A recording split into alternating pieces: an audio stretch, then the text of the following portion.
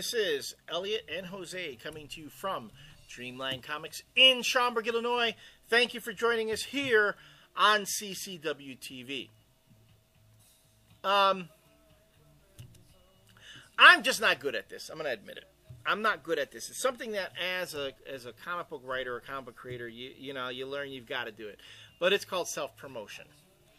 And my little brother, who reads the blog and comments from time to time on this channel, and also checks in on my Facebook page, he tells me that the only time he knows that Army of Darkness, Ashley's Obama, is going to come out is when I post it on my Facebook page. I post it on the blog every time. I was going to say. And then, because I was away, when Ash Shaves Obama came out, I never posted about it, and you posted it on the blog. So my brother actually wrote to me and took me to task and said, you should thank Jose for promoting your book for you. He goes, why do you need Jose to promote it? Did you see all the people in the comments who put that on their list to buy? Yes, thank you. Thank you, all of you. Or at least for saying that you would. But anyway, for those of you who bought Ash Shaves Obama, and especially bought Ash Shaves Obama number 3, I wanted to give you a little insight into this particular book because it was somewhat symbolic of the issues that I've encountered with it. Okay. Now, I'm going to preface this by saying, one, the folks at Dynamite are great. In fact, do you need me here for this? No, you okay. Go to the bathroom or something. The folks at Dynamite are great. Joe Rybant, my editor, is an awesome editor. He's incredibly supportive and has helped me through this process of this book. He's a prince. Dynamite, great. The licensors who own or who we deal with on Army of Darkness, also great people, okay? So I'm going to say that. Great people. But from time to time, and what I run into with Ash Shaves Obama is I've been trying to set up some jokes that I don't find out until the 11th hour that I can't tell them. Now, in issue number 2, you had a sequence of Ash fighting a robot at the comic convention that for some people they might have thought was, fun or goofy or whatever. It's not a secret that now mind you, if you had read issue number 1, I set up the joke. In issue number 2, Ash was supposed to be fighting the T-800 Terminator. That whole sequence was supposed to be Ash versus a Terminator, and I'd set it up in a way that I thought was pretty clever, that my editor, Joe Rybant at Dynamite, also thought was clever. When I asked him, can I do this? He said, go for it. It works. We even pitched it to the licensors, and they seemed to not have any problem with it. And then at the 11th hour, they said, the robot looks too much like a Terminator. You need to change it. But it was supposed to be a Terminator. I know, it was supposed to be a Terminator. And it got changed, and there went the joke. All right. Not to butt in on your conversation, but does Dynamite still have the Terminator license? That's a good question. Because I know the whole thing... We can talk about this in the last trance, but I didn't know if Dynamite... Because I haven't seen a Terminator comic come out in a while from them. The whole thing with Joss Whedon bidding on it, kind of fun stuff. But issue number 3... So you don't know? I don't know. Answer. No, the answer is I don't know. Issue number 3, having learned what I had learned from that experience, I made another joke where Ash was essentially teaming up with the Ghostbusters. But they weren't the Ghostbusters. I mean, I changed them enough so that it wouldn't be all that obvious that they were the Ghostbusters. And they were called the Ghoul Smashers, where the Ghostbusters go after ghosts, the Ghoul Smashers go after zombies, right? Mm-hmm. The artwork here in Ash Shaves Obama number 3, I will tell you, is significantly different. Now that you say that, I'm looking at it, and it looks like this beret was digitally put in there, and it looks like they are holding, like, the... Yeah, now that you say that, it does look like the Ghostbusters. That's why I didn't really get what the hell was going on in this fucking issue. The artwork here is significantly different from the artwork that I saw when I did the lettering proofs. So it looked like, yet again, there had to be some last-minute changes. But doesn't that fall under parody, though? Yes, and that's why I set it up the way it was. It was supposed to be kind of like, a joke. Yeah. And isn't that kind of the whole tone of Army of Darkness? Exactly, exactly. Or the whole tone of this series was supposed to be like that. Right. So, needless to say, if some of you are reading this book and you're going, this makes no sense to me, and I don't know why it happened, and why are they doing this and doing that? See, now that you mention that, it makes more. This issue makes more sense to me.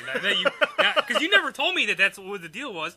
But because I'm reading this, I'm like, this is all right, but I don't get what the fuck's going on. But now that you preface it, now I know exactly what it's supposed to be, and it makes more sense. Yeah, and on top of that, Jeff Zwerek, your buddy from... He's a friend of mine. Oh, yeah. This is supposed to be him, actually, in here. Oh, that's nice that you would put him in there. Yeah, I put him in there because... and it's not like you see somebody every week who you do a fucking show with. Wait till issue 4. So, this was supposed to be Jeff Zwerek in the book, and but you can't see his hair. What? Because you can't see his hair, but you can see his name. If I would have... You know what? If I would have been able to see... Because Jeff... If you knew Jeff, he's got very... personal hair. He's got his hair. He looks like Tintin. Yes, exactly. His hair. That's what we used to call him back when I used to work with him. Yeah, he looked like Tintin. Yeah. That's how I described it in the script. That's how I described it in the script. Guy has hair like Tintin, and he had hair like Tintin. But why would they put the beret on there? Because he looked too much like a Ghostbuster. With hair? I guess. That's fucking stupid. I'm sorry. That's dumb. I don't know. It was an issue with the licensor. Maybe it was because he looked too much like Tintin. Actually, that might have been it. Again, I don't know. Parody. I know. Oh, see, that's another joke I would have not. Because if I would have seen that hair and seen that name tag, I'd have been like, wow.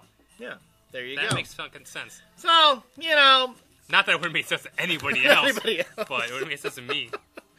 Did you get the Thor joke, at least? No? I'm just making this up. I didn't really buy this issue. You didn't read it? Read it. Well, there you go. There's an homage to Thor. I had a $4.99 fucking DC book to buy this week. So anyway, and I've got... It's just something that happens in comic books. So if you ever read a comic book and you go, wow, they could have done this, they should have done that. Chances are that they probably Chances are they tried to, we tried to, and something happened at the last second to kind of derail it.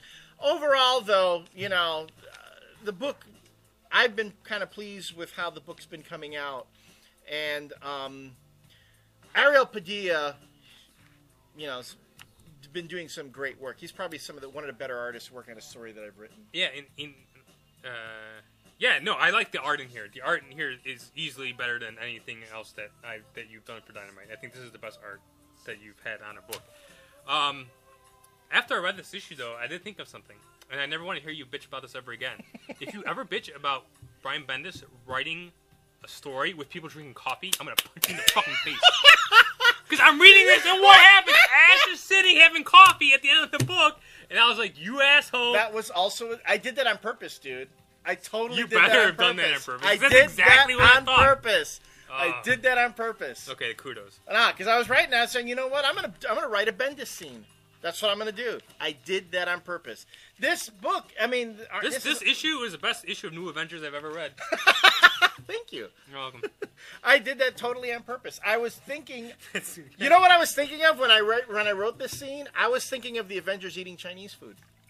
When I wrote this, I was thinking of exactly that. And I said, you know what? If Bendis can do it, I'm going to try it. And so there are a lot of little in-jokes that if you watch this show, you're going to get. So yeah.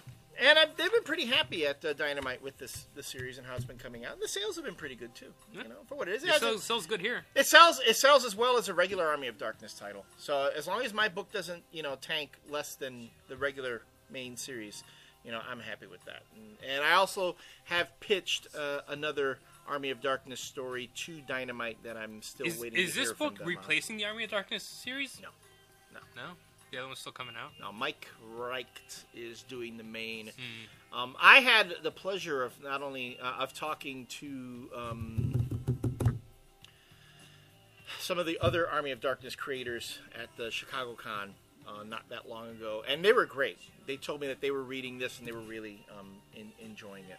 So, hey, we're all one big happy band. That's nice. Now, I'd like to put out there, say, an open invitation to Mr. Bruce Campbell, who I know, you've gone on record as saying you're not happy with Dynamite and how they're handling the property, and I want to say first I'm a big fan of yours, and nothing would give me more pleasure than to work with you on an Army of Darkness book. So if you're willing, and I'll even do it for free. I'll let you have all the money from it. I'll do it for free. Wow. So, hey, I'm putting that out there. So CCW Nation, if any one of you runs into Bruce Campbell on the street somewhere, just tell him I said this and tell him to watch our show because, we're big fans. All right, so enough of that. And enough of my own self-promotion. When we come back. I have another Mark Miller in the making right here. Right here. Kick ass. Yeah. When we come back, we'll have Last Rants. Hope to see you then.